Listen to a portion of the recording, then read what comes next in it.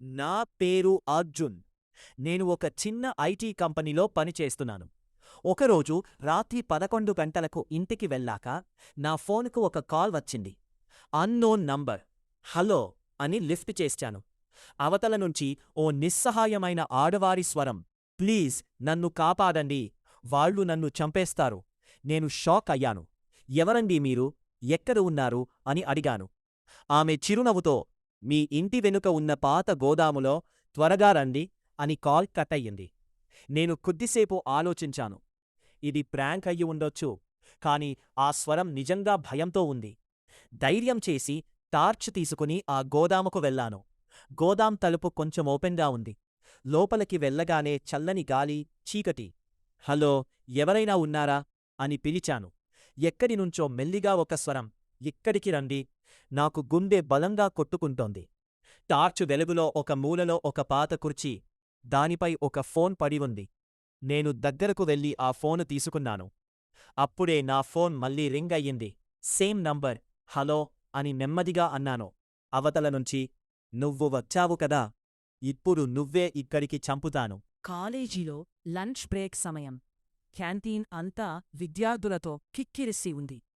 అప్పుడే కాలేజీ టాపరైన అంజలి విలేజ్ నుంచి కొత్తగా జాయిన్ అయిన సిద్ధూని పిలిచింది. సిద్ధూ, ఒక్కసారి క్యాంటీన్ వెనుక ఉన్న పాత స్టోర్ రూంలోకి రా. అక్కడొక పని ఉంది, ఎవరికీ తెలియకూడదు అని చెప్పి అక్కడికి తీసుకెళ్ళింది. సిద్ధూ భయంగానే లోపలికి వెళ్లారు. అంజలి వెంటనే తలుపు వేసి గడియ పెట్టింది. సిద్ధూ, నీ దగ్గర అది ఉంది కదా, త్వరగా తీ. నా లోపల ఏదో మంటగా ఉంది. నువ్వు దాన్ని పంపిస్తేనే నాకు ఆ సుఖం దొరుకుతుంది అని అంజలి వాడి దగ్గరికి వంగింది. సిద్ధూకి చెమటలు పట్టాయి. అంజలి, ఇదేంటి, ఇక్కడ మనమిద్దరమే ఉన్నాం అని తడబడ్డారు. అంజలి వాడి చెయ్యి పట్టుకుని తన వైపు లాక్కుంది. టైం లేదు సిద్ధూ, త్వరగా నీ బ్యాగ్లోంచి ఆ పొడవైన వస్తువును తీ. దాన్ని మెల్లగా నా లోపలికి తోయ్ అని కళ్ళు మూసుకుంది. సిద్ధూ వణుకుతో తన బ్యాగ్లోంచి ఒక ఎర్రటి పొడవైన వస్తువును తీశాడు. దాన్నినుంచి ఘాటైన వాసన వస్తోంది. వాడు ఆ వస్తువుని అంజలి ముఖం దగ్గరికి తెచ్చాడు. అబ్బబ్బా, మంటుతోదిరా, సరిగ్గా చూసి అని అంజలి మెలికలి ఎక్కడైనా కాసేపు పడుకోవాలి అని గ్రౌండ్ పక్కనున్న ఒక పెద్ద చెట్టు కిందకి తీసుకెళ్ళింది. అక్కడ జనము ఎవరూ లేరు. అంజలి గడ్డిమీద పడుకుంది. సిద్ధూ ఆమె పక్కనే కూర్చున్నాడు. సిద్ధూ తన బ్యాగ్లోంచి ఒక చిన్న గుండ్రటి వస్తువును తీశాడు. అంజలి, ఇది నీ లోపలికి వెళ్ళాలి. మొదట కొంచెం గట్టిగా అనిపించినా అది లోపలికి వెళ్ళాక నీ తలలో ఉన్న ఆ భారం అంతా దిగిపోతుంది అని ఆమె తలకింద చెయ్యివేసి కొంచెం పైకి లేపాడు. అంజలి కంగారుగా, సిద్ధూ, ఎక్కడ వద్దు, ఎవరైనా చూస్తే మన కాలేజీలో పరువు పోతుంది అని వణికిపోయింది. కాని సిద్ధూ వినకుండా, సిగ్గుపడకు, ఒక్కసారి అది నీ లోపలికి దిగిందంటే ఆ హాయే వేరు అని ఆ వస్తువుని ఆమె ముఖం దగ్గరికి తెచ్చాడు. వాడి వేడి శ్వాస ఆమె ముక్కుకి తగులతోంది. సిద్ధూ ఆ వస్తువుని ఆమె ముక్కు రంధ్రాల దగ్గర పెట్టి ఒక్కసారిగా లోపలికి తోశాడు. అబ్బబ్బా, మంటోదారా, వదిలేయ్ అని అంజలి మెలికలు తిరిగిపోయింది.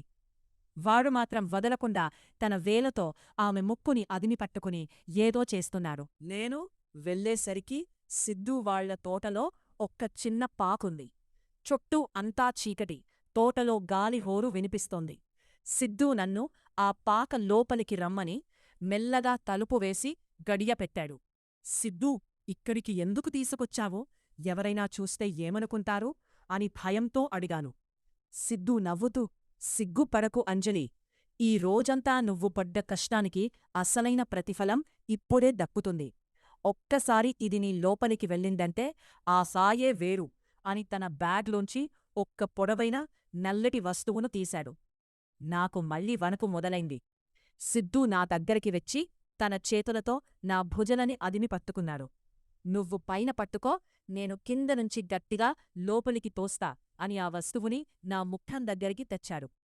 వాడి వేడి శ్వాస నా మెడకి తగులుతోంది. వాడు దాన్ని నా లోపలికి పంపించడానికి ప్రయత్నిస్తుంటే, అబ్బబ్బా, నొప్పి పెడుతోందిరా, వదిలే అని నేను మెలికలు తిరిగిపోయాను. వాడు మాత్రం వదలకుండా తన శక్తి అంతా ఉపయోగించి ఏదో చేస్తున్నాడు. అప్పుడే సిద్ధూ వాళ్ల అమ్మ టార్చ్ లైట్ వేసుకుని లోపలికి వచ్చారు. వెలుగులో అక్కడ ఏముందో చూసి ఆమె